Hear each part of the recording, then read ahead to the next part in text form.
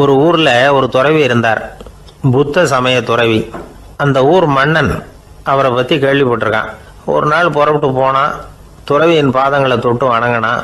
அதுக்கப்புறம் சொன்னான், ஐயா, நான் உங்களை அரண்மனைக்கு அழைச்சிட்டு போறதுக்காக வந்திருக்கிறேன். இனிமே நீங்க இங்க எதுக்கு இருக்கணும் அப்படின்னானா. அவன் மனசுக்குள்ள என்ன நினைப்புன்னா, இவர் எங்க வர போறாரு, நான் ரொம்ப எளிமையானவன், எனக்கு எதுக்கு அரண்மனை வாசம்னு சொல்லி விடுவார் அப்படின்னு நினைச்சிருக்கான். ஆனா அந்த துறவி என்ன பண்ணார் தெரியுமா? அப்படியா, சரி போகலாம், வா, போய் உன் ரதத்தை கொண்டுட்டு வா, அரண்மனைக்கு போகும்பொழுது அதுக்கு தகுந்த மாதிரி ஆடம்பரமா போகணும் அப்படின்னு விட்டாரான். துறவி இப்படி சொன்னதும் அந்த மன்னனுக்கு மனசுக்குள்ள சந்தேகம் வந்துட்டுது. இவர் உண்மையிலேயே துறவி தானா, ஏமாத்து பேர் வழி மாதிரி தெரியுதே அப்படின்னு நினைச்சிருக்கான். இருந்தாலும் இனிமே என்ன பண்றது, சொல்லியாச்சு. ரதத்தை கொண்டுட்டு வந்தான். துறவி ஏறி உக்காந்தார். பக்கத்துல ராஜா. அவர் ரொம்ப உற்சாகமா வரார்.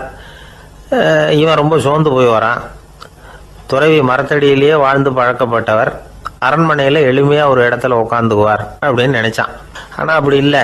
அரண்மனைக்கு வந்த உடனே அந்த துறவி அதை கொண்டுட்டு வா, இதை கொண்டுட்டு வான்னு சொல்லி உத்தரவு போட ஆரம்பிச்சுட்டார். அரண்மனையில இருந்தா அரசனை மாதிரி இருக்கணும் அப்படிங்கிறார்.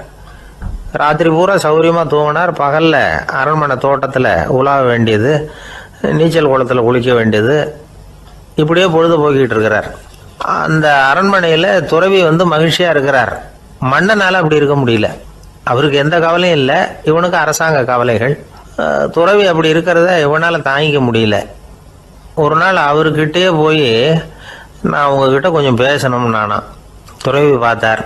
நான் இந்த அரண்மனைக்கு வரும்பொழுதே நீ என்னமோ என்கிட்ட கேட்கணும்னு நினைச்ச, ஏன் கால தாமதம், நீ அனாவசியமா உன்னையே தொந்தரவு பண்ணிட்டு இருக்கிற, நீ கவலையா இருக்கேங்கிறது எனக்கு புரியுது.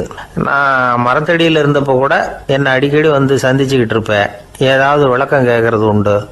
இங்க வந்த பிறகு என்னை சந்திக்கிறது கூட அபூர்வமா போயிட்டுது. நீ இப்போ என்ன கேட்க போறேங்கிறது எனக்கு தெரியும், இருந்தாலும் கேளு அப்படின்னாராம். வேற ஒண்ணும் இல்லைங்க, இப்போ உங்களுக்கும் எனக்கு என்ன வித்தியாசம், 2 பேரும் அரண்மனையில தான் இருக்கிறோம். நீங்க மகிழ்ச்சியா இருக்கிறீங்க, நான் அப்படி இருக்க முடியல. இவ்வளவுக்கும் நீங்க முன்னாடி இருந்தது மாதிரி இல்லை. தினமும் தங்க தேர் கேட்குறீங்க, உயர்தரமான ஆடைகள் அணிகிறீங்க, சுவையான சாப்பாடு. இப்படி இருக்கிறப்போ உங்களுக்கு எனக்கு என்ன வித்தியாசம்? இதுதான் மன்னனுடைய கேள்வி. இதுக்கு பதில் சொல்றேன், என் கூட புறப்பட்டு வா, இந்த நகரத்துக்கு வெளியில போவோம் அப்படின்னு சொல்லி அரசனை கூப்பிட்டுக்கிட்டு ஊர் எல்லைக்கு சேர்ந்தார் துறவி. அங்க போய் சொன்னார், இதை பாருப்பா, இந்த இடத்த தான் தேடிக்கிட்டு இருந்தேன். இனிமே நான் திரும்பி வர போறதில்ல, நீ என்னோட வர்றியா திரும்பி போறியா அப்படின்னார். நான் எப்படிங்க உங்க கூட வர முடியும், என்னுடைய நாடு, என்னுடைய சொத்துக்கள், மனைவி, மக்கள் எல்லாத்தையும் விட்டுட்டு எப்படிங்க வர்றதுன்னா. இப்ப அந்த துறவி சொன்னார், இப்ப வித்தியாசத்தை தெரிஞ்சுக்கிட்டியா? நான் அரண்மனையில் இருந்தேன், எல்லா வித பொருள்களும் உடையவனா இருந்தேன், ஆனா எதையும் சொந்தம் கொண்டாடுறவனா இருக்கல. ஆனா நீ அப்படி இல்லை, எல்லாத்தையும் சொந்தம் கொண்டாடிட்டு இருக்கிற. இதுதான் நமக்குள்ள வித்தியாசம் அப்படின்னு சொன்னார். அரண்மனை ஆடைகளை அப்படியே களைஞ்சார், அரசங்கிட்ட கொடுத்தார். உன்னுடைய ஆடைகளை நீயே வச்சுக்கோன்னார். அவர் பாட்டுக்கு நடந்து போனார், திரும்பியே பார்க்கல. அரசனுக்கு அப்பதான் தன்னுடைய அறியாமை விளங்குச்சான். இதுல இருந்து நாம புரிஞ்சுக்க வேண்டியது என்னன்னா, இந்த உலகத்துல எத்தனையோ பொருள்கள், அதையெல்லாம் முறையா பயன்படுத்தினா மகிழ்ச்சி. அதை விட்டுட்டு அதுக்கெல்லாம் சொந்தம் கொண்டாட ஆரம்பிச்சா கவலை. நம்ம ஆட்கள் சொந்தம் கொண்டாடுற விதமே தனி. ஒரு ஆளு இன்னொருத்தங்கிட்ட ஒரு கொடை கடன் வாங்கியிருந்தான், திருப்பி கொடுக்கல. கொடையை கொடுத்தவன் கேட்டான், என்கிட்ட கடன் வாங்கினிய கொடை, அதை கொஞ்சம் திருப்பி தர்றியான்னா. அது உனக்கு இப்போ அவசரமா தேவைப்படுதா அப்படின்னு கேட்டான் இவன். எனக்கு தேவைப்படல, அந்த கொடையை நான் யாருக்கிட்ட வாங்கியிருந்தேனோ அவனுக்கு இப்போ அது அவசரமா தேவைப்படுது அப்படின்னானா அந்த ஆள்.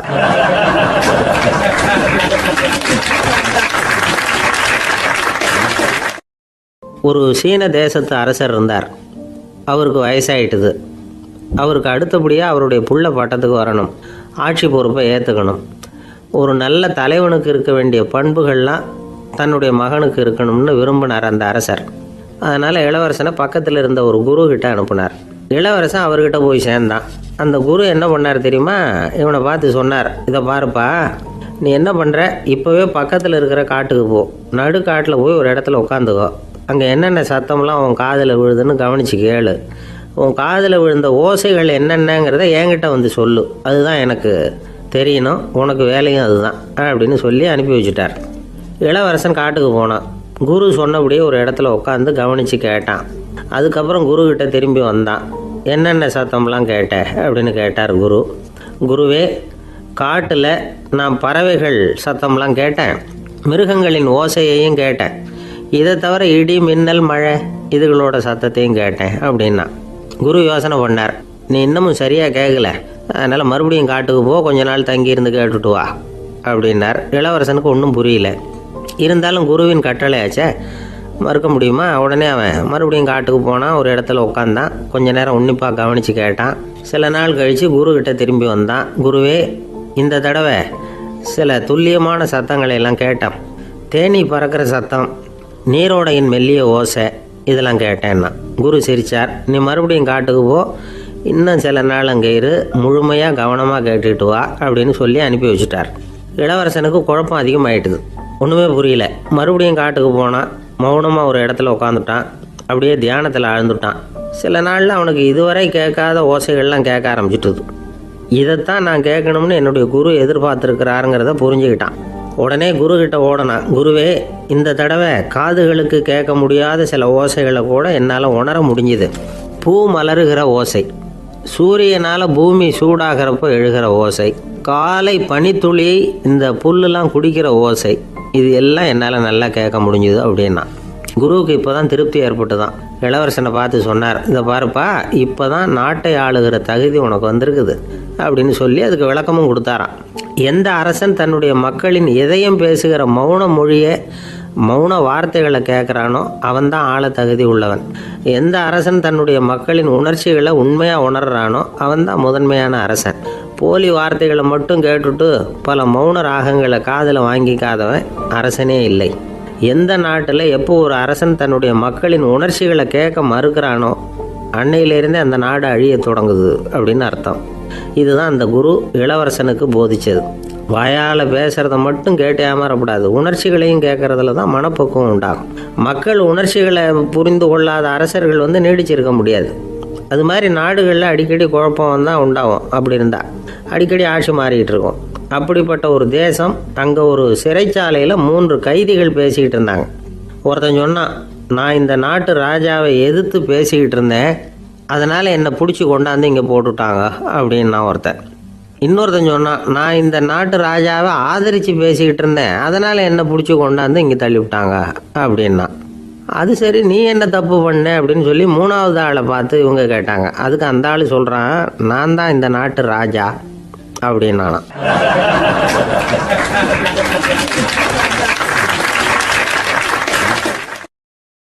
ஒரு ஆள் இருந்தான், நிறைய பணம் சம்பாதிச்சான், ஆனால் செலவு பண்ண மனசு வரல, கருமி.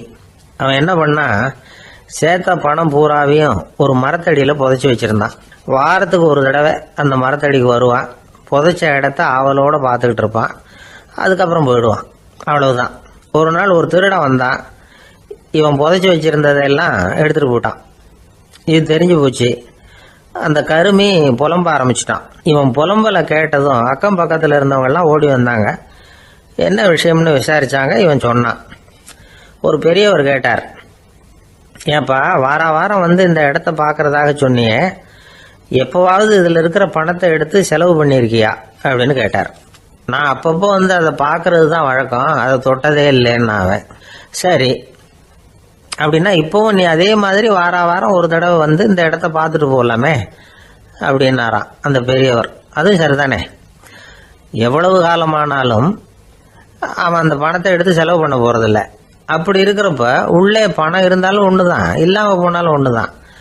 இதிலிருந்து என்ன புரியுதுன்னா, ஒருத்தர்கிட்ட இருக்கிற பணத்தை கொண்டு அவர் பணக்காரரா ஏழையா அப்படின்னு முடிவு செய்கிறது சரியில்லை.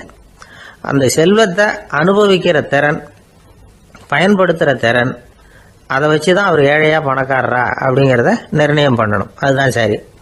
செலவு பண்ண தெரியாதவன் சேகரம் பண்ணிகிட்டே இருக்கிறதுனால என்ன பிரயோஜனம்? தலைமுடியே இல்லாதவன் தாராளமாக சீப்புகளை வாங்கி சேகரம் பண்ணுறது மாதிரி தானே இது.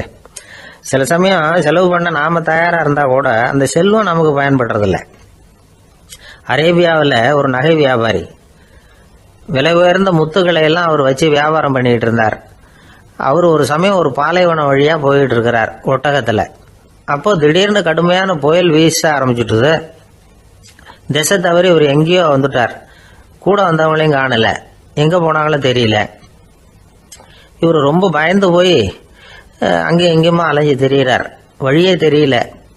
பசி கடுமையாயிட்டுது. ஒட்டகத்து முதுகில் ஒரு மூட்டை இருந்தது. அதை பிரித்து பார்த்தார். உள்ளே ஏதாவது இருக்கான்னு தேடி பார்க்குறார். அது வரைக்கும் கண்ணில் தட்டுப்படாத அபூர்வமான ஒரு பை கண்ணில் பட்டுது. ஆஹா, அதில் ஏதாவது சாப்பிட்றதுக்கு இருக்கும் அப்படின்னு நினச்சி ஆவலாக அதை பிரித்து பார்க்குறார். அந்த பையில் விலை உயர்ந்த முத்துக்கள் நிறைய இருந்துதான். அப்போ தான் அவர் நினச்சாராம், விலை உயர்ந்த முத்துக்கள் கூட சாப்பிட்றதுக்கு உணவாக முடியாது அப்படிங்கிறத புரிஞ்சுக்கிட்டாராம். எந்த நேரத்தில் எது நமக்கு தேவையோ அது நமக்கு தாராளமாக கிடைக்கணும். அப்படி அது கிடைக்கிறதுக்கு நம்மக்கிட்ட இருக்கிற செல்வம் பயன்படணும். அது நமக்கும் பயன்படலாம், நம்ம மூலமாக அடுத்தவங்களுக்கும் பயன்படலாம். அதுதான் செல்வத்தின் பயன். ஒரு மரத்தடியில் ஒருத்தன் உட்காந்து அழுதுகிட்டு இருந்தான். அந்த பக்கமாக வந்த இன்னொருத்தன் ஏப்பா அழுதுகிட்டு இருக்கிறேன்னு கேட்டான். இந்த இடத்துல தான் பூமிக்கு அடியில் பணம் இருக்குது, புதைச்ச இடம் தெரியல, அதான் அழறேன் அப்படின்னா. நல்லா ஞாபகப்படுத்தி பாரு, எந்த இடத்துல புதைச்ச அப்படின்னு கேட்டான் இவன். அது எப்படி எனக்கு தெரியும், புதைச்சி வச்சிருக்கிறவன் நான் இல்லையே, எங்கள் எதிர்த்து வீட்டுக்காரன் அப்படின்னானா இவன்.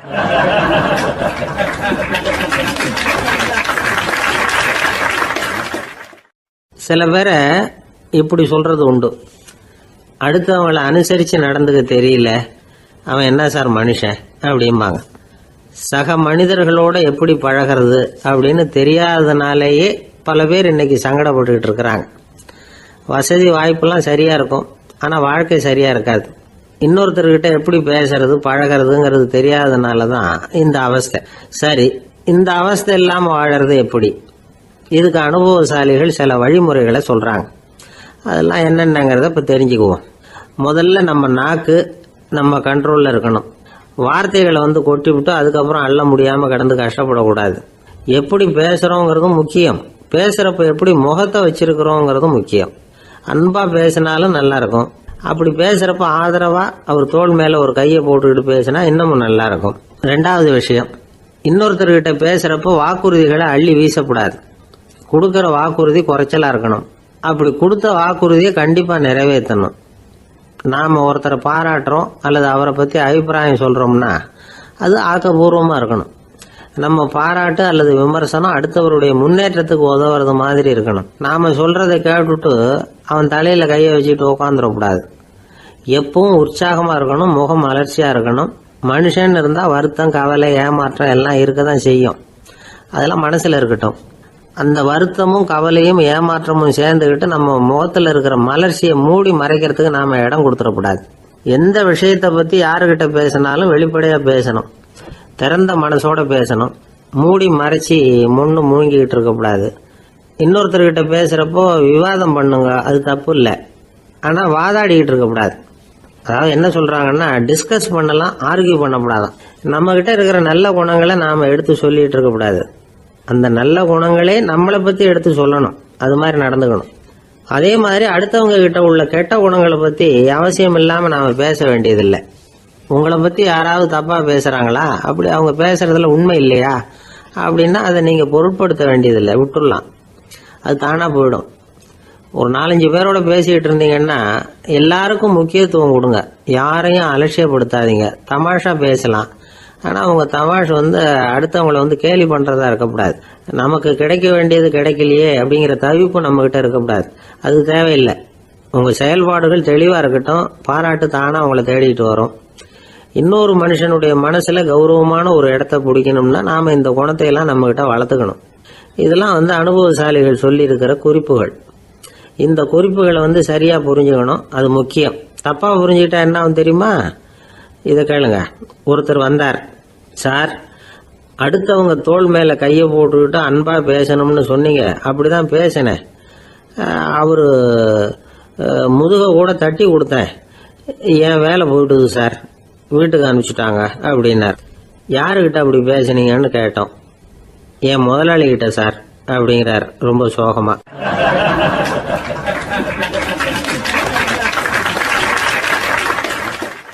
ஒரு சின்ன பையன் வந்தான். அவனை பார்த்து ஒரு கேள்வி கேட்டோம். ஏன்ப்பா உங்கள் வீட்டில் அம்மா புத்திசாலியா அப்பா புத்திசாலியா அப்படின்னு. அவன் அலட்சியமாக நம்மளை பார்த்து சிரிக்கிறான். என்ன சார் இது, இந்த காலத்தில் இது கூட தெரியாமல் இருக்கிறீங்களே அப்படிங்கிறான். ஒரு சின்ன பையன் நம்மளை பார்த்து இப்படி கேட்டு விட்டானே அப்படின்னு நினைக்கிறப்போ நமக்கு ஒரு மாதிரி ஆகிடும். அதுக்கப்புறம்தான் இந்த தாத்தா பாட்டிலாம் சொல்கிற ஒரு கதை ஞாபகத்துக்கு வந்தது. அது என்ன கதை தெரியுமா? ஒரு ஊரில் ஒரு அம்மாவும் பிள்ளையும் இருந்தாங்களாம். அந்த மகனுக்கு திடீர்னு தேசாந்திரம் போய் வரணும்னு ஆசை வந்துட்டுது. ஊராக போய் சுற்றி பார்க்கணுங்கிற ஆசை. அந்த அம்மாவுக்கு இது பிடிக்கல. மகனை பிரிஞ்சு இருக்கிறதுக்கு அவங்க மனசு இடம் கொடுக்கல. வேணாப்பான்னு சொல்லி பார்த்தாங்க, அவன் கேட்கல. திடீர்னு புறப்படவும் செஞ்சுட்டான். சரி, இனிமேல் அவனை தடுக்க முடியாதுன்னு முடிவு பண்ணிக்கிட்டாங்க அந்த அம்மா. இருந்தாலும் புத்திசாலித்தனமாக ஒரு யோசனை பண்ணாங்க. மகனை கிட்டத்தில் கூப்பிட்டாங்க. அவங்ககிட்ட சொன்னாங்க, இதை பாருப்பா, நீ தேசாந்திரம் போகிறதுன்னு தீர்மானம் பண்ணிவிட்ட, அதை நான் தடுக்கலை, போயிட்டு வந்துடும். ஆனால் போகிறதுக்கு முன்னாடி எனக்கு ஒரு வாக்குறுதி கொடுத்துட்டு போ அப்படின்னாங்க. போகிறப்போ ராத்திரியாக இருந்தாலும் பகலாக இருந்தாலும் சரி, புளிய மரத்து நிழலில் தான் தங்கணும். திரும்பி வர்றப்போ இரவும் பகலும் நீ வேப்ப மரத்து நிழல்லே தங்கணும் அப்படின்னாங்க. சரி, அப்படியே செய்கிறேன்னு சொல்லி வாக்குறுதி கொடுத்தான் பையன். புறப்பட்டு போனான். போகிற வழியில் புளிய மரத்து நிழல்லே தங்கினான், தூங்கினான். அப்படி போய்கிட்டே இருந்தான். 7வது நாள் அவன் உடம்பு சுகமில்லாமல் போயிட்டுது. ரொம்பவும் பலவீனமாயிட்டான். இனிமேல் நடக்க முடியாதுங்கிற நிலைமை வந்துட்டுது. யோசிச்சு பார்த்தான். சரி, இதுக்கு மேலே போக வேண்டாம் அப்படின்னு முடிவு பண்ணிட்டு திரும்பி வர ஆரம்பிச்சிட்டான். திரும்பி வர்றப்போ வழியில் வேப்ப மரத்து நிழல்லையே தங்கி வந்தான். நாளுக்கு நாள் உடம்பு சரியாக வந்துட்டுது. 7வது நாள் வீட்டுக்கு சேர்றான்.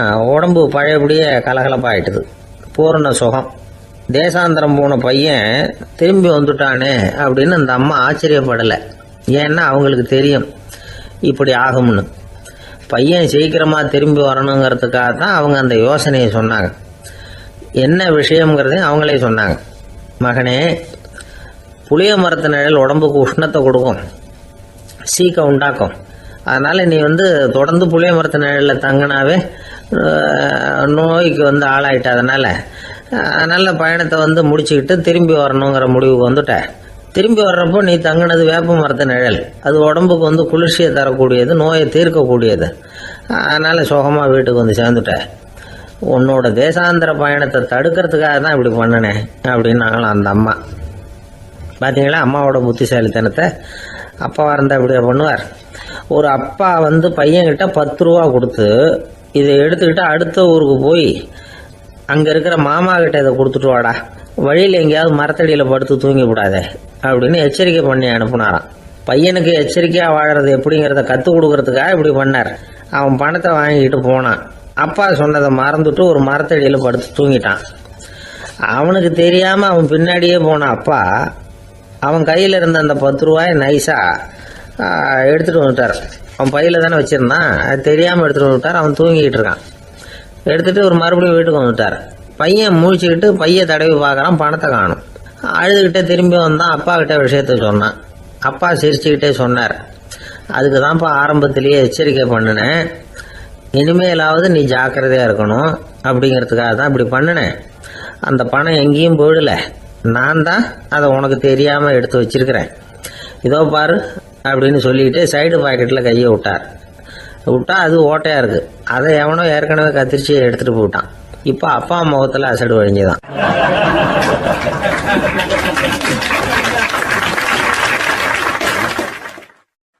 ஒரு பல்கலைக்கழகம். அங்கே ஒரு இலக்கிய பேராசிரியர். அவர் பாடம் நடத்திக்கிட்டு இருந்தார்.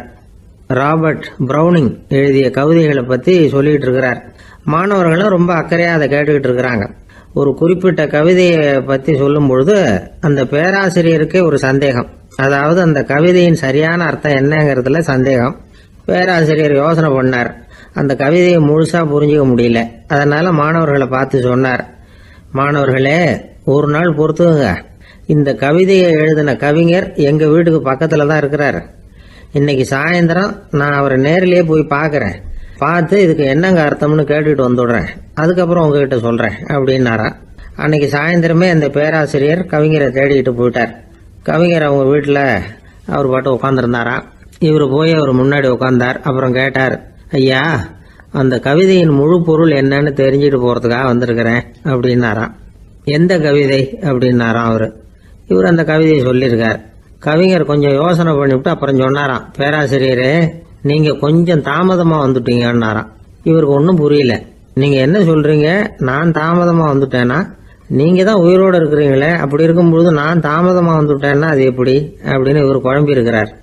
இப்ப கவிஞர் சொன்னாராம், ஐயா நான் உயிரோடு இருக்கிறேன்னா இல்லையாங்கிறது முக்கியம் இல்லை. நான் அந்த கவிதை வரிகளை எழுதினப்போ 2 பேருக்கு அதோட அர்த்தம் தெரிஞ்சிருந்தது. இப்போ ஒரே ஒருத்தருக்கு தான் அதோட அர்த்தம் தெரியும் அப்படின்னாராம். பேராசிரியர் யோசனை பண்ணியிருக்கார். அப்படின்னா அந்த ஒருத்தர் கவிஞர் ராபர்ட் பிரவுனிங்கை தவிர வேற யாரா இருக்க முடியும்? இவர் தான் அப்படிங்கிறத அவர் மனசுல நினைச்சுக்கிட்டார். அதனால சொன்னார், ஐயா நான் தாமதமா வரல, அந்த கவிதையின் பொருள் என்ன அது சொல்லுங்கன்னார். பேராசிரியரே நான் சொல்றது உங்களுக்கு புரியலன்னு நினைக்கிறேன். நான் இந்த வரிகளை எழுதினப்போ 2 பேருக்கு அதோட அர்த்தம் தெரிஞ்சிருந்தது. அந்த 2 பேர் யாருன்னா, ஒருத்தர் ராபர்ட் பிரவுனிங், அதாவது நான், இன்னொருத்தர் கடவுள். இப்போ அது கடவுளுக்கு மட்டும்தான் தெரியும். நானே இதை பத்தி பல தடவை யோசனை பண்ணி பார்த்தேன். இது ரொம்ப அழகானது, ஆனாலும் ரொம்ப வழுக்கலானது. அதை பிடிச்சிட்டோம்னு நினைச்சிட்டு இருக்கும் பொழுதே காத்து மாதிரி அது உங்ககிட்ட இருந்து ஓடி போயிடுது. எனக்கு ரொம்பவும் வருத்தமா தான் இருக்குது. நிச்சயமா நான் தான் இந்த வரிகளை எழுதியிருக்கிறேன். அதுல அர்த்தம் இருக்குங்கிறது எனக்கு தெரியும், அதை நான் உணர்றேன். ஆனா நீங்க என்ன மன்னிக்கணும், எனக்கே கூட அதை என்னால விளக்க முடியல. அப்படி இருக்கும் பொழுது உங்களுக்கு எப்படி அதை நான் விளக்க முடியும் அப்படின்னு அந்த கவிஞர். அனுபவிக்கப்படக்கூடிய எல்லாமே விளக்கப்படக்கூடிய ஒன்றல்ல, விளக்கப்படும் எல்லாமே அனுபவிக்கப்படக்கூடிய ஒன்றல்ல அப்படிங்கிறது ஞானிகளுடைய கருத்து. அதுக்காக தான் அந்த சம்பவம். வாழ்க்கையில் நீங்கள் தொடர்ந்து ஆய்வு செய்து கொண்டே இருக்கக்கூடிய விளக்கங்களை ஒருபோதும் அடைய முடியாத பரிமாணங்கள் இருக்கிறதுனால தான் அது அலுப்பு தட்டாமல் இருக்குது. உங்களால் நிறைய அனுபவிக்க முடியும், இருந்தாலும் நீங்கள் அனுபவித்து அறிந்த விஷயங்கள் கூட வார்த்தைகளால் விளக்கப்பட முடிவதில்லை அப்படிங்கிறது பெரியோர் சிந்தனை. இதெல்லாம் ஒரு பக்கம் இருக்கட்டும். நமக்கு தெரிஞ்ச பேராசிரியர் ஒருத்தர் 1 மணி நேரம் ரொம்ப விவரமா வகுப்பு எடுத்தார். கடைசியா சொன்னார், மாணவர்களே ரொம்பவும் எளிமையா விளக்கமா எல்லா விவரமும் சொல்லியிருக்கிறேன். அதனால இதுல உங்களுக்கு சந்தேகம் வர்றதுக்கு வாய்ப்பே இல்லை. இருந்தாலும் கேட்க வேண்டிய கடமை கேட்கிறேன். இது வரைக்கும் நடத்தினதுல யாருக்காவது ஏதாவது சந்தேகம் உண்டா அப்படின்னு கேட்டாராம். எனக்கு ஒரே ஒரு சந்தேகம் தான் சார் அப்படின்னு எழுந்திரிச்சு நிக்கிறான் ஒருத்தன். என்னன்னு கேட்டாராம். இது வரைக்கும் நீங்க என்ன பாடம் சார் நடத்துனீங்க அப்படின்னானா அவன்.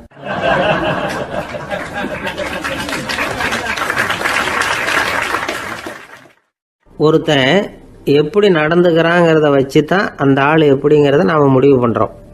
ஆளுமைன்னு சொல்றோம்ல, அதுக்கு சூழ்நிலைகளை ஆளுகின்ற தன்மை அப்படின்னு விளக்கம் கொடுக்கிறார் ஒரு உளவியல் நிபுணர். சரி, ஒரு மனிதனுடைய ஆளுமையை உருவாக்குகிற விஷயங்கள் என்னென்ன? பிறப்பு, வளர்க்கப்பட்ட விதம், படிப்பு, நண்பர்கள், சமுதாயம், இப்படி நிறைய உண்டு. ஆளுமையின் அடிப்படையில் சில மனநோய்கள் உண்டாகுது. அதெல்லாம் என்னென்னங்கிறத தெரிஞ்சு வச்சுக்கிட்டோம்னா நம்ம கூட இருக்கிறவங்கள அடையாளம் கண்டுபிடிக்கிறதுக்கு ரொம்ப உபயோகமாக இருக்கும். ஃப்ரெனாய்டு ஆளுமை அப்படின்னு ஒன்று. இந்த கோளாறு உள்ளவங்க எப்படி இருப்பாங்க தெரியுமா? அதிக உணர்ச்சி, சந்தேகம், பொறாமை இதெல்லாம் அதிகமாக இருக்கும். வளைஞ்சு கொடுக்க மாட்டாங்க. அடுத்தவங்களோட இணக்கமான உறவு இருக்காது. அவங்க செய்கிற தப்புக்கெல்லாம் அடுத்தவங்களை குறை சொல்லிட்டு இருப்பாங்க. இது ஒரு ரகம். அடுத்தது ஸ்கிசாய்டு ஆளுமை அப்படின்னு சொல்கிறாங்க. இந்த கோளாறு உள்ளவங்க அடுத்தவங்களோட பழக கூச்சப்படுவாங்க. சின்ன வயசுலேயே இது ஆரம்பமாயிடுது. பகல் கனவுலேயே சஞ்சரிப்பாங்க. அவங்களுடைய விரோதம், கோபம் இதை கூட வெளியில் காட்டிக்க முடியாமல் இருப்பாங்க. இவங்களுக்கு அகமுகம், பிரச்சனைகள்லேருந்து ஒதுங்கி எதுலேயும் ஈடுபாடு இல்லாதவங்களா இருப்பாங்க. இப்படி ஒரு ரகம். அடுத்தது சைக்ளோதமிக் ஆளுமை அப்படின்னு சொல்றாங்க. அது என்னன்னா, உணர்ச்சிகளில் ஏற்றத்தாழ்வு அதிகமாக இருக்குமா. சில சமயம் பார்த்தா மகிழ்ச்சியா இருப்பாங்க, சில சமயம் சோகமாக உட்காந்துருப்பாங்க. அவங்க மனநிலைக்கு தகுந்த மாதிரி சமூக நிகழ்ச்சிகளில் பங்கெடுத்துக்குவாங்க.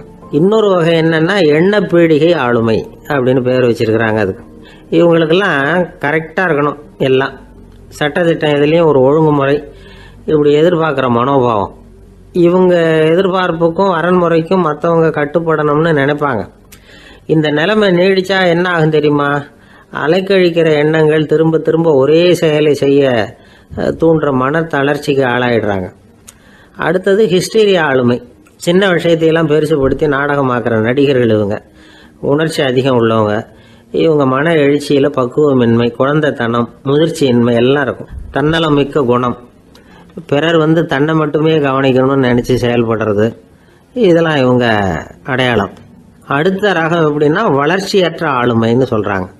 அடுத்தவங்களோட இணங்கி போக முடியாதவங்க, அறிவு, மன எழுச்சி, சமூக உறவு இதுல எல்லாம் போதுமான வளர்ச்சியையும் நிறைவையும் பெற முடியாதவங்க, இவங்களால வாழ்க்கையில முன்னேற முடியாது. பிச்சைக்காரங்க, குற்றவாளிகள் இவங்க கிட்ட எல்லாம் இது மாதிரியான ஆளுமை அதிகமா இருக்குமா.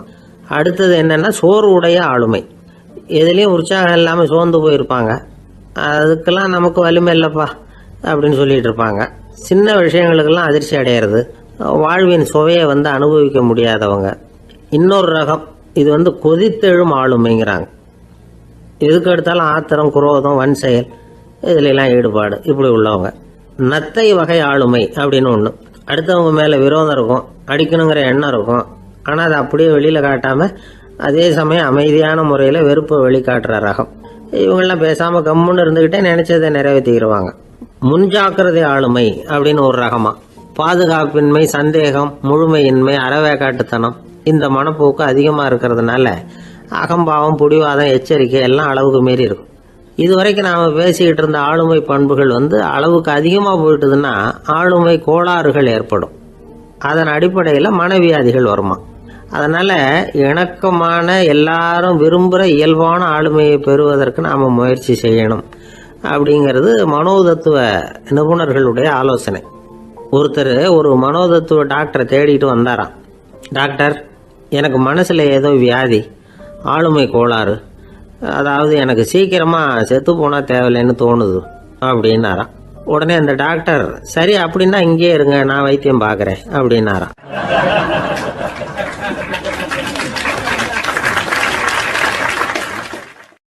பந்திக்கு முந்தர ஆசாமிகள் நம்மள பல பேர் உண்டு. அப்படி முந்தறதுக்கு கூட முயற்சி பண்ணுறவங்க நிறைய பேர் இருக்கிறாங்க. இதில் என்ன ஒரு விஷயம்னா, பந்திக்கு முந்துறது கூட தப்பு இல்லை. ஆனால் அப்படி ஒரு விருந்தில் ஆளாக போய் உட்காந்து சாப்பிட்டா கூட வெளியில் வர்றப்ப என்ன பெரிய விருந்து வச்சுட்டான், சாம்பாரில் உப்பு இல்லை, ரசத்தில் காரம் இல்லை அப்படின்னு குறை சொல்லிகிட்டே வர்றது இருக்கு பாருங்க. அது சரியில்லை, நாகரிகமும் இல்லை. கல்யாண பத்திரிகையில் என்ன போட்டிருக்குது, என் பொண்ணுக்கும் இன்னார் பையனுக்கும் கல்யாணம், எல்லாரும் குடும்பத்தோடு வந்திருந்து மணமக்கள் ஆசீர்வதிக்கணும், இப்படி தானே போட்டிருக்கோம். குடும்பத்தோடு விருந்து சாப்பிட்டு சாப்பாடு எப்படி இருக்குன்னு அபிப்பிராயம் சொல்லிவிட்டு போங்க அப்படின்னா போட்டிருக்கு கல்யாண பத்திரிகையில். ஒருத்தர் வீட்டு விசேஷத்துக்கு போயிருக்கோம்னா எவ்வளவோ அசௌகரியங்கள் நமக்கு ஏற்படலாம். ஏராளமான கூட்டம் வந்திருக்கும். எல்லாரையும் அவங்க தனித்தனியாக கவனிச்சுக்கிட்டு இருக்க முடியாது. நாம தான் அனுசரித்து நடந்துக்கணும். நாமளா போய் வாழ்த்த வேண்டியவங்களை வாழ்த்தி விட்டு சேரணும். அதை விட்டுட்டு பத்திரிக்கை கொடுத்தானேன்னு போனேன், கவனிப்பே சரியில்லை அப்படின்னு புலம்பிக்கிட்டு இருக்கக்கூடாது. ஒரு விருந்துக்கு போனால் அங்கே எப்படி நடந்துக்கணும் அப்படிங்கிறத பற்றி கூட அனுபவசாலிகள் சில விவரங்கள்லாம் சொல்லியிருக்கிறாங்க. இந்த காலத்தில் கல்யாணம், பிறந்த நாள், அது இதுன்னு நிறைய விருந்துகள் நடக்குது. அதெல்லாம் எதுக்காக? மனித உறவுகளை வளர்த்துக்கிறதுக்காக தான், வேற எதுக்கு? ஒரு விருந்துக்கு போனால் அமைதியாக பொறுமையாக போய் உட்காரணும். அடித்து பிடிச்சிக்கிட்டு இடத்த பிடிக்க போகிறேன் அப்படின்னு நிற்கக்கூடாது. முதல் பந்தி நடந்துக்கிட்டு இருந்தால் அது முடிஞ்சு இலை எடுத்து சுத்தம் பண்ணதுக்கு அப்புறம் போய் உட்கார்றது தான் நாகரீகம். இலை எடுக்கிறதுக்கு முன்னாடியே அங்கே போய் உட்காந்தா நல்லா இருக்காது. நீங்கள் சாப்பிட்டுட்டு உட்காந்துருக்கீங்களா, சாப்பிட்றதுக்கு உட்காந்துருக்கீங்களா, பார்க்குறவங்களுக்கு சந்தேகம் வந்துடும். அதே மாதிரி இலையில எல்லா ஐட்டமும் பரிமாறினதுக்கு அப்புறம் சாப்பிட ஆரம்பிக்கணும். ஒவ்வொரு ஐட்டமாக வைக்க வைக்க நாம் பாட்டுக்கு எடுத்து உள்ளே தள்ளிகிட்டே இருந்தோம்னா எதை வச்சோம் எதை வைக்கலன்னு பரிமாறினவரே குழம்பி போயிடுவார். ஏன்னா எப்போ பார்த்தாலும் இலை காலியாகவே இருக்கும். சாப்பிட்றப்போ உங்கள் சாப்பாட்டையே நீங்கள் கவனிக்கணும். அடுத்தவங்க இலையில என்ன இருக்குது, பக்கத்தில் இருக்கிறவர் எதை அதிகமாக சாப்பிட்றார், இதெல்லாம் நமக்கு என்னத்துக்கு? எல்லாரும் சாப்பிட்டு முடிக்கிற வரைக்கும் பொறுமையாக இருக்கிறது தான் நல்லது. நீங்கள் மட்டும் திடீர்னு பாதியில் எழுந்திரிச்சு பக்கத்தில் இருக்கிறவங்களுக்கு சங்கடமாக இருக்குமேங்கிறதெல்லாம் யோசிக்காமல் நீங்கள் பாட்டு எழுந்திரிச்சு போகக்கூடாது. பக்கத்தில் உள்ளவங்க உங்களை எழுந்திரிக்க சொன்னால் எழுந்திரிச்சு போகலாம். விருந்துகளில் சாப்பாட்டை வீணாக்கிறதே ஒரு நாகரிகமாக போட்டுது. இந்த காலத்தில் சாப்பாட்டுக்கே கஷ்டப்பட்டுக்கிட்டு பல பேர் இந்த உலகத்தில் இருக்கிறப்போ சாப்பாட்டை வீணாக்கிறது எவ்வளோ பெரிய மோசங்கிறத நினச்சி பார்க்கணும். வேணுங்கிற அளவுக்கு கேட்டு வாங்கி சாப்பிட்றது தான் முறை. விருந்தில் இந்த பஃபே அப்படின்னு சொல்லி ஒரு முறை சொல்கிறாங்கல்ல, அதாவது உணவு வகைகளையெல்லாம் பொதுவாக ஒரு இடத்துல வச்சுடுறது, நமக்கு தேவையானதை நாமே எடுத்துட்டு ஒரு தட்டில் போட்டுக்கிட்டு சாப்பிட வேண்டியது. இதில் கூட சில பேர் தேவைக்கு அதிகமாக எடுத்து போட்டுக்கிட்டு வீணாக்குறாங்க. சில சமயம் கடைசியாக சாப்பிட போகிறவங்களுக்கு எல்லா ஐட்டமும் கிடைக்காம போகலாம். அதை போய் பெருசு பண்ணிகிட்டு இருக்கக்கூடாது. என்ன சார் இந்த அளவுக்கு கூடவா நாகரிகம் தெரியாமல் இருக்கிறோம், இதை போய் பெருசாக சொல்ல வந்துட்டீங்களே அப்படின்னு நினைக்கலாம். ஒருத்தர் 2 பேருக்கு இந்த விவரம் தேவைப்படலாம். அவங்க காதலையும் இது விழட்டுமேங்கிறதுக்காக தான் இது. ஒரு பெரிய கல்யாண விருந்து நடந்துக்கிட்டு இருந்தது. விருந்து மண்டபத்து வாசலில் ஒருத்தர் நின்றுக்கிட்டு வர்றவங்களையெல்லாம் ரொம்ப மரியாதையாக வணங்கி உள்ளே அனுப்பி வச்சுக்கிட்டு இருந்தார். எப்படி தெரியுமா? வர்றவங்க கையெல்லாம் பிடிச்சி முத்தம் கொடுத்து அதுக்கப்புறம் உள்ளே அனுப்பி வச்சுக்கிட்டு இருந்தாராம். கூட்டம்லாம் முடிஞ்சதுக்கப்புறம் அவர்கிட்ட போய் கேட்டிருக்கிறாங்க, சார் நானும் எவ்வளவோ விருந்துகளுக்கு போயிருக்கிறேன், இருந்தாலும் இவ்வளவு மரியாதையாக வர்றவங்க கைக்கெல்லாம் முத்தம் கொடுத்து வரவேற்கிறத இங்கே தான் பார்க்குறேன் அப்படின்னு சொன்னாங்க. அதுக்கு அவர் சொன்னார், அட போங்க சார், நான் முத்தம் கொடுக்கல, முந்தின பந்திக்கு வந்து சாப்பிட்டவங்களே அடுத்த பந்திக்கும் வர்றாங்களான்னு மோந்து பார்த்து அனுப்பி வச்சுக்கிட்டு இருந்தேன் அப்படின்னார்.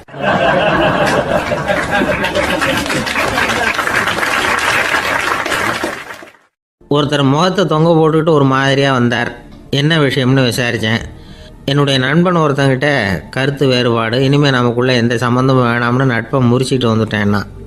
நண்பர்கள்னு இருந்தால் கருத்து வேறுபாடு வரத்தான் செய்யும்னு. கருத்து வேறுபாடு வராமல் இருக்கிறதுக்கு ஏதாவது வழி உண்டா அப்படின்னு கேட்டாங்க. அதை பற்றி நிபுணர்கள் சில யோசனைகளை சொல்லியிருக்கிறாங்கன்னு. முதல் விஷயம் என்னென்னா, உங்கள் நண்பனுக்கு ஒரு செய்தி சொல்லணும்னா அதை நீங்களே நேரடியாக சொல்லுங்கள், அல்லது உங்கள் கைப்பட கடிதம் எழுதுங்க. அதாவது நேரடி தொடர்பு முக்கியம். அதை விட்டுட்டு இன்னொருத்தர் மூலமாக நண்பர்களுக்கு செய்தி அனுப்புனா நீங்கள் சொல்கிற செய்தி அப்படியே போய் சேராது, அது சேதமாயிடும். கூட்டி குறைச்சி சொல்லிவிடுவாங்க, அது குழப்பத்தில் கொண்டாந்து விட்டுரும். இது ஒரு யோசனை. 2வது யோசனை என்னென்னா, நீங்கள் ஒரு நல்ல காரியத்தை செய்யும் பொழுது உங்கள் நண்பரையும் சேர்த்துக்குங்க, அவருக்கும் அதில் ஒரு ஈடுபாட்டை உருவாக்குங்க.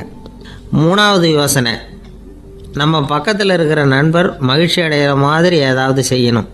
சின்ன சின்ன செயல்களாக இருந்தாலும் பரவாயில்ல, அவர் நமக்கு எதுவும் செய்யலையே, நாம் எதுக்கு செய்யணும் அப்படின்னு நினச்சிக்கிட்டு இருக்கக்கூடாது. 4வது யோசனை என்னென்னா, உங்களுக்கு ஒரு பிரச்சனையா அல்லது உங்கள் நண்பருக்கு ஒரு பிரச்சனையா, எதுவாக இருந்தாலும் 2 பேரும் சேர்ந்து உட்காந்து ஆலோசனை பண்ணுங்கள். நம்ம யோசனையும் கேட்கப்படுதே அப்படிங்கிற நினைப்பே அவருக்கு வந்து ஒரு மன நிறைவை உண்டாக்குமா. 5வது யோசனை, உங்கள் நண்பர் ஏதோ ஒரு காரியத்தை செய்கிறார், நீங்கள் உடனே அவசரப்பட்டு நீ செய்கிறது தப்புன்னு தீர்ப்பு சொல்லக்கூடாது. அவர் அதை செய்யறதுக்கான நியாயங்கள் எவ்வளோ இருக்கும், அதை புரிஞ்சுக்கிறதுக்கு முயற்சி பண்ணணும். 6வது யோசனை, உங்கள் நண்பர் என்ன சொன்னாலும் அதை பொறுமையாக கேளுங்க. அவர் சொல்கிறத புரிஞ்சுக்கணும், அவர் சொல்ல விரும்புகிறத புரிஞ்சுக்கணும், அவர் சொல்ல முடியாமல் தவிக்கிறதையும் புரிஞ்சுக்கணும். இப்படி 3 விதமாகவும் அவரை புரிஞ்சுக்கிட்டு அதுக்கு தகுந்த மாதிரி செயல்படணும்.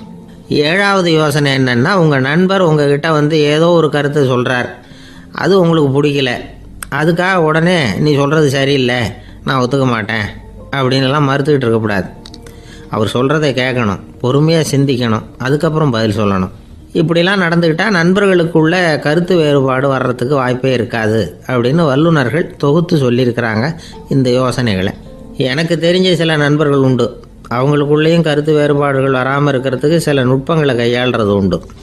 ஒருத்தர் சொன்னார், அந்த டாக்டர் சின்ன வயசுலேருந்து என் கூட பழகினவர், நாங்கள் 2 பேரும் இணை பிரியாத நண்பர்கள், இருந்தாலும் எனக்கு உடம்பு சரியில்லைன்னா நான் அவர்கிட்ட வைத்தியம் பார்த்துக்க மாட்டேன் அப்படின்னார் ஒருத்தர். ஏன் அப்படின்னு கேட்டேன். எங்கள் நட்பு கெட்டுப்படக்கூடாது இல்லையா, அதனால தான் அப்படின்னார் இவர்.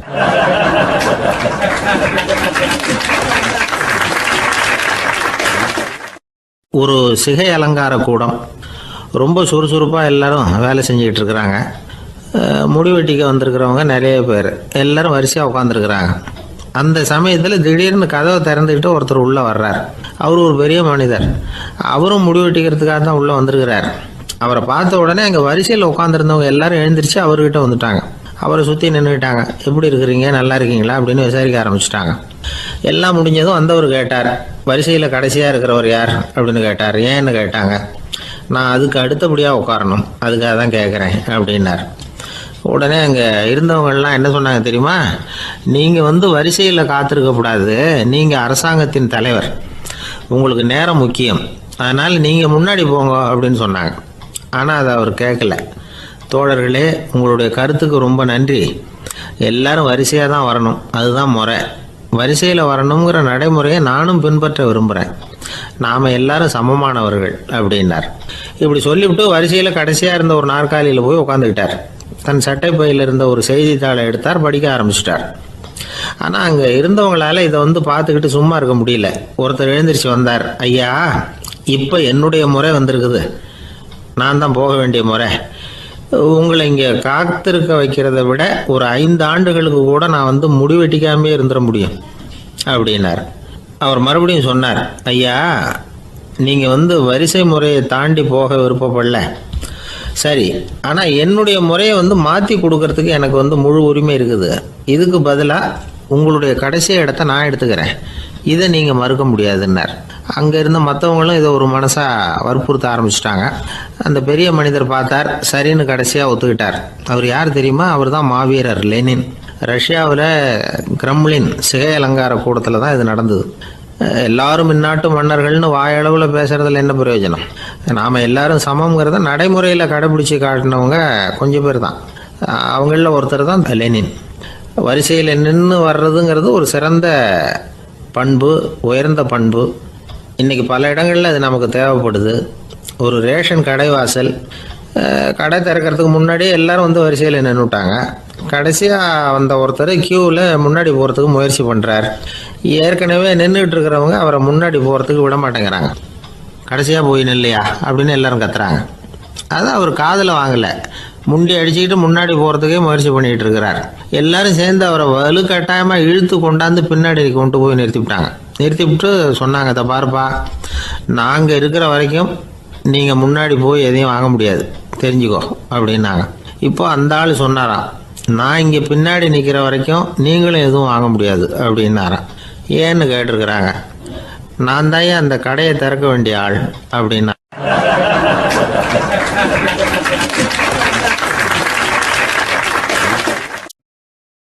ஒருத்தர் ஒரு தவறு செஞ்சு விடுறாருன்னு வச்சுக்கோங்க. உடனே நீ செஞ்சது தவறு அப்படின்னு சொல்கிறது ஒரு வகை. அதுக்கு பதிலாக எது சரின்னு அவர் புரிந்து கொள்ள உதவி செய்கிறது இன்னொரு வகை. இந்த 2வது வகை இருக்குது பாருங்கள், நிர்வாக இயலில் இது ரொம்ப முக்கியம். அலுவலகத்தில் வேலை பார்க்குற ஒருத்தர் முக்கியமாக தெரிஞ்சுக்க வேண்டியது என்ன தெரியுமா?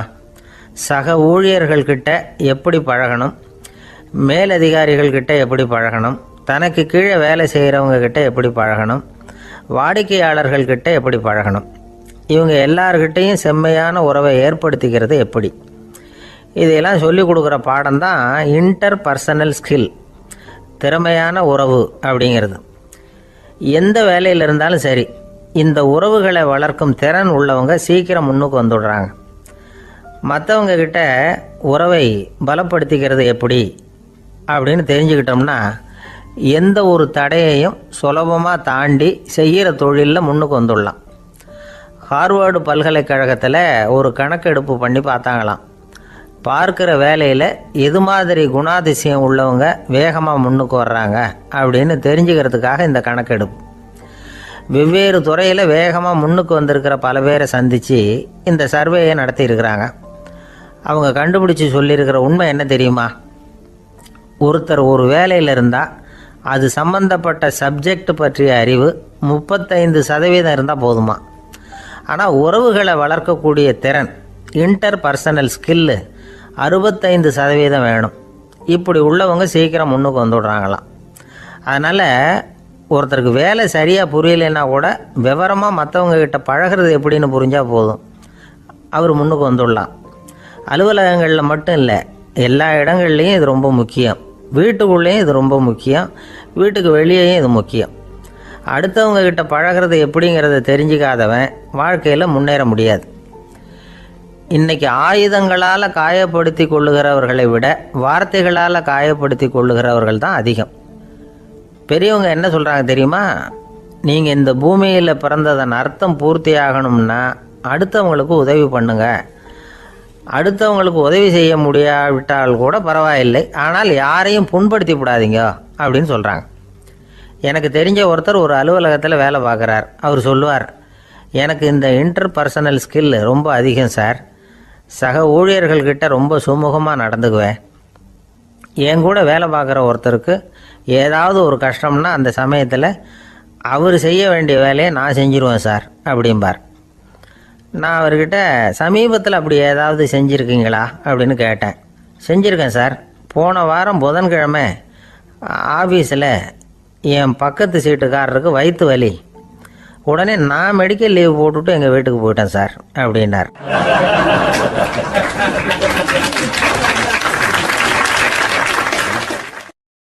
ஒரு நண்பர், அவர்கிட்ட பேசிக்கிட்டு இருந்தேன். மனித உறவுகள் பற்றி அவர் சொல்லிகிட்டு இருந்தார். அமெரிக்காவில் தந்தை மகன் உறவு எப்படி இருக்குது அப்படிங்கிறத விளக்கிறதுக்கு அவர் ஒரு கதையை சொன்னார். ஒரு அப்பா பகல் பூராவும் அலுவலகத்தில் வேலை, ஓடி ஆடி உழைச்சிக்கிட்டு களைச்சி போய் ராத்திரி 10 மணிக்கு மேலே வீடு திரும்பினான். வீட்டு வாசலில் அவரோட மகன் காத்துக்கிட்டு இருக்கிறான், இன்னமும் தூங்கலை. அப்பா வாசல்லையே தடுத்து நிறுத்தி, அப்பா உனக்கு சம்பளம் எவ்வளவு அப்படின்னு கேட்குறான். ஏற்கனவே ஆஃபீஸ் பிரச்சனைகளால் அழுத்து போய் திரும்புகிற அப்பாவுக்கு கோவம் வந்துடுது. என்னடா இப்படிலாம் கேளுன்னு உங்கள் அம்மா உனக்கு சொல்லி கொடுத்தாளா அப்படின்னு சொல்லிவிட்டு உள்ளே போய் சட்டையை கட்டி மாட்டி விட்டு குளிச்சு விட்டு மறுபடியும் வெளியில் வந்து உடையை மாற்றுகிற சமயம் அப்போ மறுபடியும் மகன் உள்ளே வந்து நிற்கிறான் அவர் முன்னாடியே. அப்பா உனக்கு எவ்வளவு சம்பளங்கிறான் மறுபடியும். அப்பாவுக்கு எரிச்சல் அதிகமாகிட்டுது. மணிக்கு $20 போதுமா அப்படின்னார். அப்படின்னா எனக்கு ஒரு $10 தர முடியுமான்னா மகன். இதுக்கு தான் என் சம்பளம் எவ்வளவுன்னு கேட்டியா? 2ஆம் வகுப்பு படிக்கிற உனக்கு எதுக்குடா $10 அப்படின்னு கத்திவிட்டு தொலைக்காட்சி பெட்டியின் முன்னாடி போய் உட்காந்துக்கிட்டு ஏதோ நிகழ்ச்சியை பார்க்க ஆரம்பிச்சிட்டார். கொஞ்ச நேரம் கழித்து மறுபடியும் மகன் வந்து நிற்கிறான். அப்பா ப்ளீஸ் எனக்கு ஒரு $10 கொடுக்க முடியுமா? மகனுடைய கண்களில் கண்ணீர். என்னடா அவன் கண்ணீரை காட்டி காரியம் சாதிக்கலாம்னு பார்க்குறியா? ஒரு காசு கூட கொடுக்க மாட்டான் போ அப்படின்னு விரட்டி விட்டான். மகன் கண்ணீரை தொடச்சிக்கிட்டே கண்ணை தொடச்சிக்கிட்டு பேசாமல் போய் படுத்துக்கிட்டானா. கொஞ்ச நேரம் ஆச்சு. அப்பாவோட கோபம் கொஞ்சம் கொஞ்சமாக குறைஞ்சிது. பிள்ளைகிட்ட கோபமாக கத்துனது தப்பு தாங்கிறது புரிஞ்சுது அவனுக்கு. எழுந்திரிச்சு போனான், படுக்கை இறக்கி போனான். மகனை பார்த்தான். அவன் தலையணையை கட்டி பிடிச்சிக்கிட்டு அழுதுகிட்டு இருக்கிறான். அவனை மெல்ல நெருங்கி அவங்ககிட்ட எதமாக பேசுகிறதுக்கு ஆரம்பித்தானான். எதுக்குடா உனக்கு $10 பள்ளிக்கூடத்தில் கேட்டாங்களா அப்படின்னு கேட்டானா. மகன் சொல்லியிருக்கான், இல்லை டாடி, உனக்கு 1 மணி நேரம் சம்பளம் $20ன்னு சொன்னேன். நீ ஏற்கனவே எனக்கு கொடுத்த பாக்கெட் மணி $10 என்கிட்ட இருக்குது. இப்போ நீ இன்னொரு $10 கொடுத்தீங்கன்னா அதையும் சேர்த்து $20 ஆகிடும். அந்த $20 நான் உனக்கு கொடுத்துருவேன். அப்படி கொடுத்தா நீ என் கூட 1 மணி நேரம் செலவழிப்ப இல்லையா?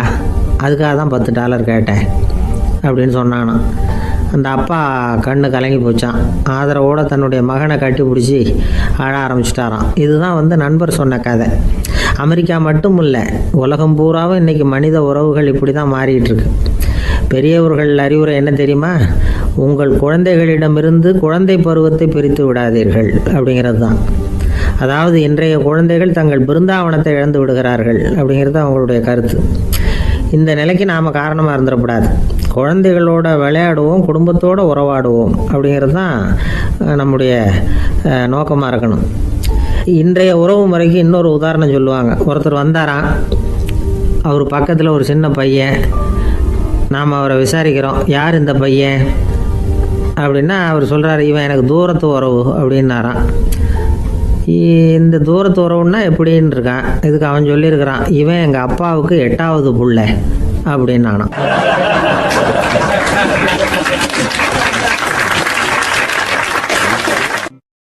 கணவன் மனைவி அன்பாக இருக்கணும், ஒருத்தர் நல்லா புரிஞ்சுக்கணும், விட்டு கொடுக்குற மனப்பான்மை வேணும். அதுதான் ஒரு நல்ல குடும்பம். இன்றைக்கி பல குடும்பங்களில் அர்த்தமில்லாத சண்டைகள் தான் அதிகம். கிராமப்புறங்களில் வேடிக்கையாக ஒரு கதை சொல்லுவாங்க. ஒரு ஊரில் ஒரு ஆள் இருந்தான், வேலை வெட்டி இல்லாமல் சும்மாவே இருந்தான்.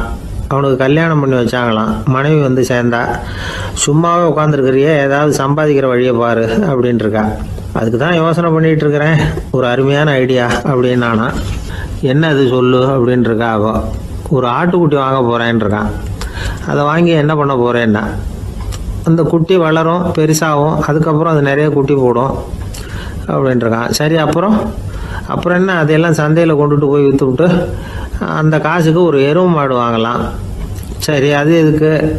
எருவு மாடு நிறைய பால் கொடுக்கும், அதை கொண்டுகிட்டு போய் பால் பண்ணையில் கொடுப்பேன், அல்லது நானே விற்றுருவேன், கை நிறைய காசு கிடைக்கும். அதுக்கப்புறம் ஒரு பசுமாடு வாங்குவேன், பாலையும் விற்கலாம், நாமளும் காய் போட்டு சாப்பிட்லாம், இப்படிலாம் சொல்லியிருக்கான்.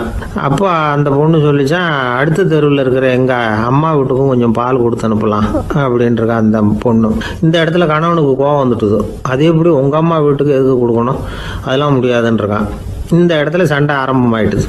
கொஞ்ச நேரத்தில் 2 பேரும் சத்தம் போட ஆரம்பிச்சிட்டாங்க. கடுமையான சண்டை நடக்கிறத பக்கத்து வீட்டுக்காரன் காதில் வாங்கினான். அவன் ஓடியாந்தான்.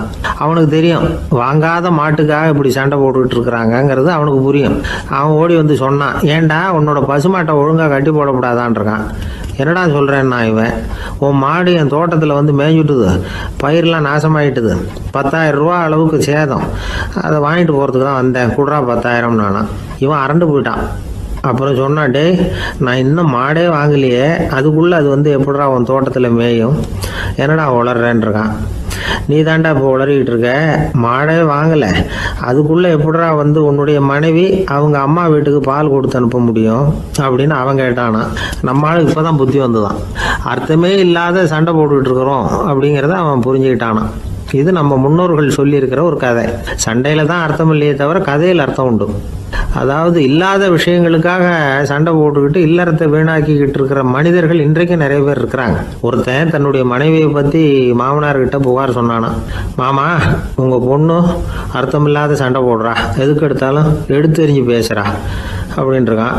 நீ எப்படி மாப்பிள்ளை அதை சமாளிக்கிற அப்படின்னு கேட்டிருக்காரு அவர். அவள் எடுத்து எறியறது என் மேலே படாமல் ஒதுங்கி நின்றுக்கிறேன் அப்படின்னு நானா இவன்.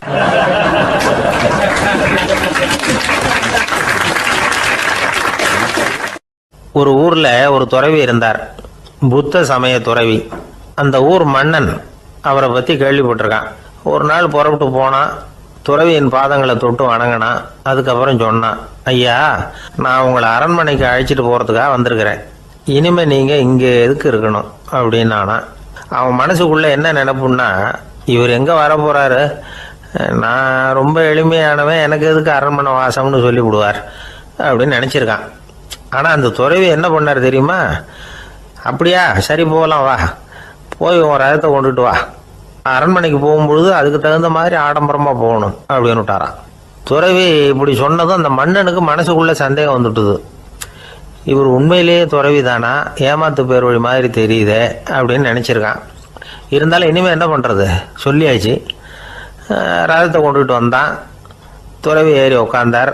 பக்கத்தில் ராஜா, அவர் ரொம்ப உற்சாகமாக வரார். இவன் ரொம்ப சோர்ந்து போய் வரான். துறவி மரத்தடியிலேயே வாழ்ந்து பழக்கப்பட்டவர், அரண்மனையில் எளிமையாக ஒரு இடத்துல உட்காந்துக்குவார் அப்படின்னு நினச்சான். ஆனால் அப்படி இல்லை. அரண்மனைக்கு வந்த உடனே அந்த துறவி அதை கொண்டுட்டு வா இதை கொண்டுட்டு வான்னு சொல்லி உத்தரவு போட ஆரம்பிச்சிட்டார். அரண்மனையில் இருந்தால் அரசனை மாதிரி இருக்கணும் அப்படிங்கிறார். ராத்திரி பூரா சௌரியமாக தூங்கினார். பகலில் அரண்மனை தோட்டத்தில் உலாவ வேண்டியது, நீச்சல் குளத்தில் குளிக்க வேண்டியது, இப்படியே பொழுது போக்கிட்டு இருக்கிறார். அந்த அரண்மனையில் துறவி வந்து மகிழ்ச்சியாக இருக்கிறார். மன்னனால் அப்படி இருக்க முடியல. அவருக்கு எந்த கவலையும் இல்லை, இவனுக்கு அரசாங்க கவலைகள். துறவி அப்படி இருக்கிறத இவனால் தாங்கிக்க முடியல. ஒரு நாள் அவர்கிட்டே போய், நான் உங்ககிட்ட கொஞ்சம் பேசணும் நானா. துறவி பார்த்தார். நான் இந்த அரண்மனைக்கு வரும்பொழுதே நீ என்னமோ என்கிட்ட கேட்கணும்னு நினைச்ச, ஏன் காலதாமதம், நீ அனாவசியமாக உன்னையே தொந்தரவு பண்ணிட்டு இருக்கிற, நீ கவலையாக இருக்கேங்கிறது எனக்கு புரியுது. நான் மரத்தடியில் இருந்தப்போ கூட என்னை அடிக்கடி வந்து சந்திச்சுக்கிட்டு இருப்பேன், ஏதாவது விளக்கம் கேட்கறது உண்டு. இங்கே வந்த பிறகு என்னை சந்திக்கிறது கூட அபூர்வமாக போயிட்டுது. நீ இப்போ என்ன கேட்க போறேங்கிறது எனக்கு தெரியும், இருந்தாலும் கேள் அப்படின்னாராம். வேற ஒன்றும் இல்லைங்க, இப்போ உங்களுக்கும் எனக்கு என்ன வித்தியாசம், 2 பேரும் அரண்மனையில் தான் இருக்கிறோம். நீங்கள் மகிழ்ச்சியாக இருக்கிறீங்க, நான் அப்படி இருக்க முடியல. இவ்வளவுக்கும் நீங்கள் முன்னாடி இருந்தது மாதிரி இல்லை. தினமும் தங்க தேர் கேட்குறீங்க, உயர்தரமான ஆடைகள் அணிகிறீங்க, சுவையான சாப்பாடு, இப்படி இருக்கிறப்போ உங்களுக்கும் எனக்கு என்ன வித்தியாசம்? இதுதான் மன்னனுடைய கேள்வி. இதுக்கு பதில் சொல்கிறேன், என் கூட புறப்பட்டு வா, இந்த நகரத்துக்கு வெளியில் போவோம் அப்படின்னு சொல்லி அரசனை கூப்பிட்டுக்கிட்டு ஊர் எல்லைக்கு வந்து சேர்ந்தார் துறவி. அங்கே போய் சொன்னார், இதை பாருப்பா, இந்த இடத்த தான் தேடிட்டு இருந்தேன், இனிமே நான் வந்து திரும்பி வர போறதில்லை, நீ என்னோட வர்றியா திரும்பி போறியா அப்படின்னார். நான் எப்படிங்க உங்கள் கூட வர முடியும், என்னுடைய நாடு, என்னுடைய சொத்துக்கள், மனைவி மக்கள் எல்லாத்தையும் விட்டுட்டு எப்படிங்க வர்றதுன்னா. இப்போ அந்த துறவி சொன்னார், இப்போ வித்தியாசத்தை தெரிஞ்சுக்கிட்டியா, நான் அரண்மனையில் இருந்தேன், எல்லா வித பொருள்களும் உடையவனா இருந்தேன், ஆனால் எதையும் சொந்தம் கொண்டாடுறவனா இருக்கல. ஆனால் நீ அப்படி இல்லை, எல்லாத்தையும் சொந்தம் கொண்டாடிக்கிட்டு இருக்கிற, இதுதான் நமக்குள்ள வித்தியாசம் அப்படின்னு சொன்னார். அரண்மனை ஆடைகளை அப்படியே கலைஞ்சார், அரசங்கிட்ட கொடுத்தார். உன்னுடைய ஆடைகளை நீயே வச்சுக்கோன்னார். அவர் பாட்டுக்கு நடந்து போனார், திரும்பியே பார்க்கல. அரசனுக்கு அப்பதான் தன்னுடைய அறியாமை விளங்குச்சான். இதுல இருந்து நாம புரிஞ்சுக்க வேண்டியது என்னன்னா, இந்த உலகத்துல எத்தனையோ பொருள்கள், அதையெல்லாம் முறையா பயன்படுத்தினா மகிழ்ச்சி. அதை விட்டுட்டு அதுக்கெல்லாம் சொந்தம் கொண்டாட ஆரம்பிச்சா கவலை. நம்ம ஆட்கள் சொந்தம் கொண்டாடுற விதமே தனி. ஒரு ஆளு இன்னொருத்தங்கிட்ட ஒரு கொடை கடன் வாங்கியிருந்தான், திருப்பி கொடுக்கல. கொடையை கொடுத்தவன் கேட்டான், என்கிட்ட கடன் வாங்கினிய கொடை, அதை கொஞ்சம் திருப்பி தர்றியான்னா. அது உனக்கு இப்போ அவசரமா தேவைப்படுதா அப்படின்னு கேட்டான் இவன். எனக்கு தேவைப்படல, அந்த கொடையை நான் யாருக்கிட்ட வாங்கியிருந்தேனோ அவனுக்கு இப்போ அது அவசரமா தேவைப்படுது அப்படின்னு அந்த ஆள்.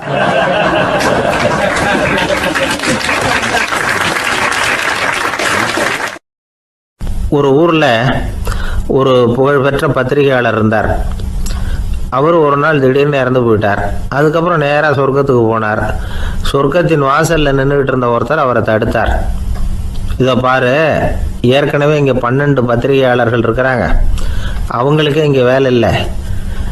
அதுக்கு என்ன காரணம்னா, சொர்க்கத்தில் திடுக்கிடும் செய்திகள்லாம் ஒன்றும் கிடையாது. அப்படி என்ன இருக்க போகுது இங்கே எல்லாம் அது ஒழுங்காக நடந்துகிட்டு இருக்கோம். எல்லாம் ஒழுங்காக நடந்தால் பத்திரிகைகளுக்கு சுவாரஸ்யமான கொலை கொள்ளை தீ வைப்பு இது மாதிரி எதுவும் இங்கே இல்லை. ஏற்கனவே இங்கே இருக்கிறவங்க எல்லாரும் மரத்தடியில் உட்காந்துக்கிட்டு தியானம் பண்ணிகிட்டு இருக்கிறாங்க. அந்த ஒரே செய்தி தான் தினமும் இங்கே வந்துக்கிட்டு இருக்குது. அதை படிக்கிறதுக்கே இங்கே ஆள் கிடையாது. அதனால் நான் என்ன சொல்கிறேன்னா, நீ பேசாமல் நரகத்துக்கே போயிடு. அங்கே எவ்வளவோ நிகழ்ச்சிகள் நடந்துக்கிட்டு இருக்கு.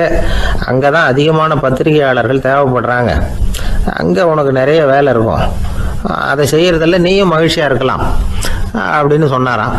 அங்கே அந்த சொர்க்கத்தின் வாசலில் நின்றுக்கிட்டு இருந்தவர். இந்த பத்திரிகையாளர் அங்கேயே நின்று கொஞ்சம் யோசனை பண்ணார். இவருக்கு சொர்க்கத்திலே இருக்கணும்னு தான் ஆசை. அதனால் மெதுவாக அவர்கிட்ட பேசினாராம். ஐயா, என்னை ஒரு 24 மணி நேரம் இங்கே உள்ளே இருக்கிறதுக்கு அனுமதி கொடுங்க. இங்கே இருக்கிற பல பத்திரிகையாளர்களை எனக்கு தெரியும். அவங்களில் சில பேரை சமாதானப்படுத்தி மெதுவாக பேசி நரகத்துக்கு அனுப்பி வச்சுட்றேன். நான் இங்கே இருந்துக்கிறேன். உங்கள் கணக்குப்படி 12 பேருக்கு மேலே இங்கே தாண்டாது, அப்படி பார்த்துக்கிறேன் அப்படின்னாராம். அவரும் யோசனை பண்ணி பார்த்துட்டு, சரி அப்படியே உனக்கு அனுமதி கொடுக்குறேன், ஆனால் ஒரு விஷயம், 24 மணி நேரம் தான் அனுமதி, அதுக்குள்ளே எல்லாம் நடக்கணும் அப்படின்ட்டுருக்கார். சரின்னு சொல்லிவிட்டு இந்த பத்திரிகையாளர் உள்ளே போனார். யோசனை பண்ணார். திட்டம் போட்டு ஒரு பொருளையை கிளப்பி விட்டார். சக பத்திரிகையாளர்கள் எல்லாம் கூப்பிட்டு சொன்னாராம், இதை பாருங்க, நரகத்தில் ஒரு பெரிய தினசரி பேப்பரை கொண்டுகிட்டு வர்றதுக்காக திட்டம் போட்டுக்கிட்டு இருக்காங்க. அதுக்கு பல அதிகாரிகள் தேவைப்படுறாங்க. நிறைய சம்பளம் கிடைக்கும். யார் யாரெல்லாம் நரகத்துக்கு போக ஆசைப்படுறாங்களோ அவங்கெல்லாம் போகலாம் அப்படின்னு ஒரு பொருளையை கிளப்பி விட்டார். 24 மணி நேரம் கழித்து வாசல் பக்கம் போனார். அங்கே இருந்தவர்கிட்ட எத்தனை பேர் வெளியேறினாங்கன்னு விசாரிச்சாராம்.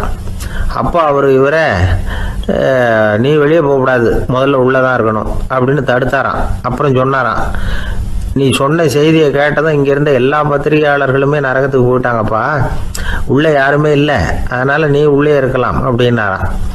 இதை கேட்டதும் இந்த பத்திரிகையாளரே குழம்பி போயிட்டார். ஒருவேளை உண்மையிலேயே நரகத்தில் புதுசாக பத்திரிகை ஏதாவது ஆரம்பிக்க போகிறாங்களோ அப்படின்னு அவரே நினைக்க ஆரம்பிச்சிட்டாராம். அப்புறம் சொன்னாராம், ஐயா என்னை விட்டுருங்க, நான் நரகத்துக்கே போயிடுறேன், அங்கே ஏதோ விசேஷம் இருக்கணும் அப்படின்னாராம். இல்லைன்னா இத்தனை பேரும் ஒட்டுமொத்தமாக அங்கே போகிறதுக்கு சான்ஸே இல்லை, என்னை தடுக்காதீங்கன்னு கெஞ்ச ஆரம்பிச்சிட்டாராம். மற்றவங்க நம்பணுங்கிறதுக்காக ஒரு பொருளையை கிளப்பி விட்டார். கடைசியில் தானே அந்த பொருளைக்கு ஆளாயிட்டார். அதாவது பிறரை ஏமாற்றிய அவரது மனம் கடைசியில் அவரையே ஏமாற்ற ஆரம்பிச்சுட்டு பாருங்க. நீங்கள் இப்படி அடுத்தவங்களை ஏமாத்துறதுக்கு உங்கள் மனசை பழக்கப்படுத்துறீங்க, ஆனால் கடைசியில் அதனால் நீங்களே ஏமாற்றப்படுகிறீர்கள் அப்படிங்கிறது பெரியவர்களுடைய புத்திமதி. அதனால் உங்கள் மனசுக்கிட்ட ரொம்ப எச்சரிக்கையாக இருங்கோ அப்படிங்கிறாங்க. நம்ம ஆளுங்க அங்கே போய் என்ன சொல்லுவாங்கன்னா, இந்த பாரு அங்கே போகாத இங்கே போகாதன்னு பயமுறுத்துறது உண்டு. சில பேர் அங்கே பேய் இருக்குது, பிசாசு இருக்குது அப்படின்னு பொருளையை கிளப்பி விடுறது உண்டு. இருட்டு நேரம் காட்டு வழியாக ஒருத்தன் போய்கிட்டு இருக்கிறான். அங்கே பேய் பிசாசு நடமாட்டம் இருக்கிறதாக வதந்தி. இவன் பயந்துக்கிட்டே வேகமாக போகிறான். காடு முடிஞ்சு மெயின் ரோட்டுக்கு வந்து சேர்ந்தான். அப்பாடா, ஒரு பஸ்ஸு நின்றுட்டு இருக்கு தனியாக. இருட்டில் லேசாக தெரிஞ்சுது. ஓடி போய் ஏறி உள்ளே உட்காந்துக்கிட்டான். பயந்துக்கிட்டே போனவன் அப்புறம் தான் தெரியுது உள்ள யாருமே இல்லை, டிரைவரும் இல்லை, கண்டக்டரும் இல்லை, வேற யாரும் இல்லை. இவனுக்கு பேய் பயம் அதிகமாக போட்டுது. ஏன்னா நடு ராத்திரி. இந்த நேரம் பார்த்து அந்த பஸ்ஸு தானே நகர ஆரம்பிச்சுதான். இவனுக்கு இன்னும் பயம் அதிகமாக போட்டுது. ஏன்னா டிரைவர் சீட்டு காலியாக இருக்குது, பஸ்ஸு நகருது. இவன் உடம்பு பூரா நடுங்க ஆரம்பிச்சுட்டுது. வீல்னு கத்தலாமான்னு பார்த்தான். அந்த நேரம் பார்த்து அவன் தோளில் ஒரு கை விழுந்துதான். திடுக்கிட்டு திரும்பி பார்த்துருக்குறான். அங்கே டிரைவர் நிற்கிறார். அவர் சொன்னாராம், ஏன்பா ஏற்கனவே பஸ்